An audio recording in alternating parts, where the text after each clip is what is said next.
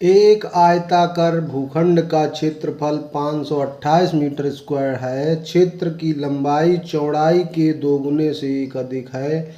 हमें भूखंड की लंबाई और चौड़ाई ज्ञात करनी है। ये सवाल है प्रश्नावली 4.1 के दूसरे प्रश्न का पहला पार्ट।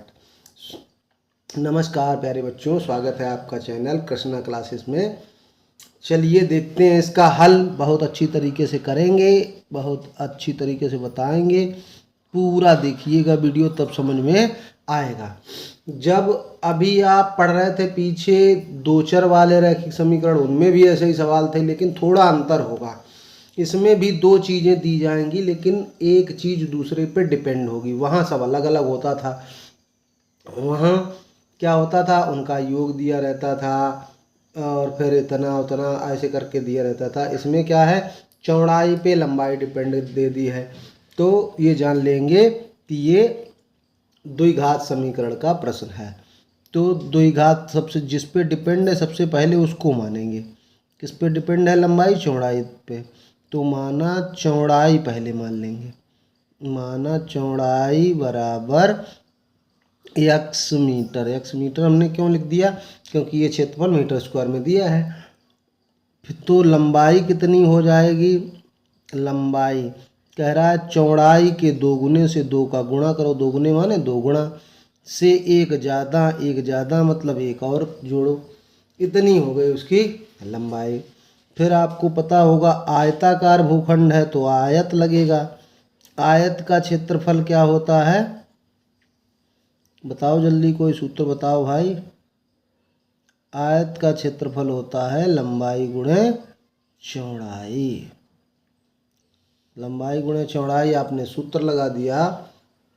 क्षेत्रफल आपको दिया गया है 528। लंबाई कितनी है? 2x-1 और चौड़ाई आपने कितनी मानी है? x। गुणा कर दीजिए तो 2x और x का गुणा होगा 2x स्क्वायर, एक में गुणा होगा x, इधर बचेगा 528।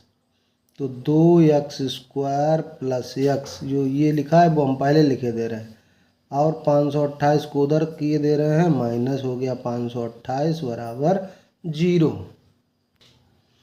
अब बन गया ये एक समीकरण जिसको हम करने हैं, हमें गुणनखंड करने हैं। ऐसे गुणनखंड करने हैं जिनका गुणा 2 और 528 के गुणन के बराबर हो, और जब उनका अंतर करें तो 1 आ जाए। तो 528, 500 का दूना 1000, 28 का दूना 1056 हो गया। तो 1056 के जब हम गुणनखंड करेंगे, कितने थे? 2 गुणे 528 था। तो इसको फैक्टर कर लीजिए, 528 का और कर लीजिए, 4 से भाग दे दीजिए तो 4 एकम 4 हो जाएगा, और 4 तिया 12, 4 दूनी 8 हो जाएगा। 2 गुणे 4 गुणे 132 होता है, 11 गुणे 12। तो 12 को भी लिख देते, 2 गुणे 4 गुणे 11 गुणे 3 गुणे 4, तो 11 तिया 33 और 4 चक्कू 16 दूनी 32।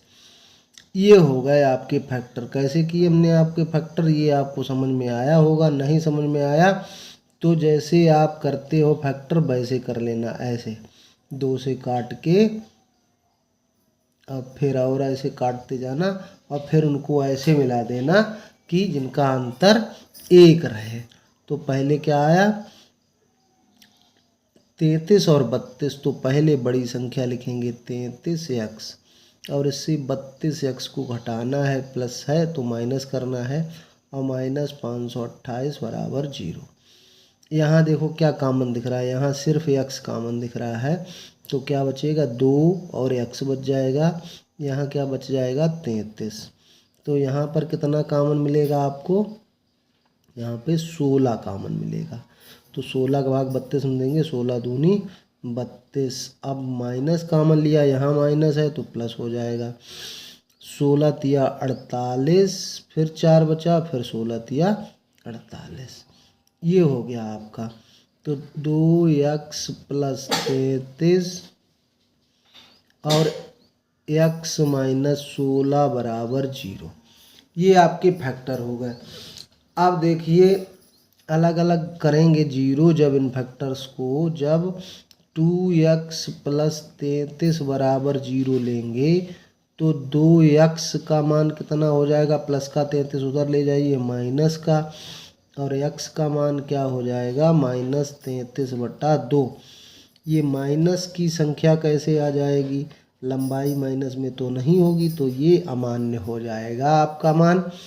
और x माइनस 16 बराबर 0 जब लेंगे तो x बराबर ये क्या हो जाएगा 16, यानी कि x हमने क्या माना था चौड़ाई, तो ये आ गई, ये मान है आपका 16 मीटर हो गई। और लंबाई फिर कितनी आपने मानी थी, लंबाई उसने बताया था 2x प्लस 1, दूने से एक ज़्यादा, तो 2 में 16 का गुणा करेंगे तो 32 और 1 जोड़ देंगे तो 33 मीटर उसकी लंबाई है, 16 मीटर उसकी चौड़ाई है। सवाल बहुत अच्छी तरीके से समझ में आया होगा, तो भाई लाइक कर दो एक, और चैनल को अभी तक सब्सक्राइब नहीं किए हैं सब्सक्राइब कर लो, दोस्तों के साथ शेयर भी कर दिया करो भाई, कि इस चैनल पे A to Z बहुत अच्छे ढंग से पढ़ाई होती है।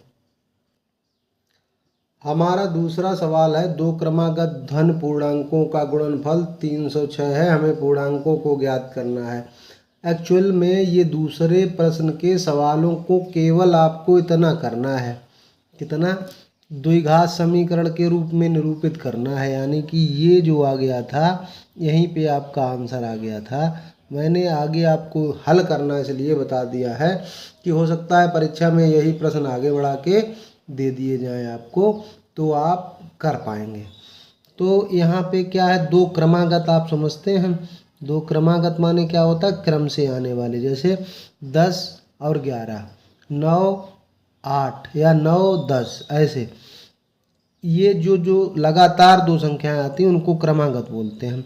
तो व्यापक रूप में हम वो क्रमागत संख्याएं अगर माने तो कैसे मानेंगे, माना क्रमागत संख्याएं जो है वो हमने एक x मान ली, तो आगे वाली इससे एक ज़्यादा होगी ना, तो x प्लस 1।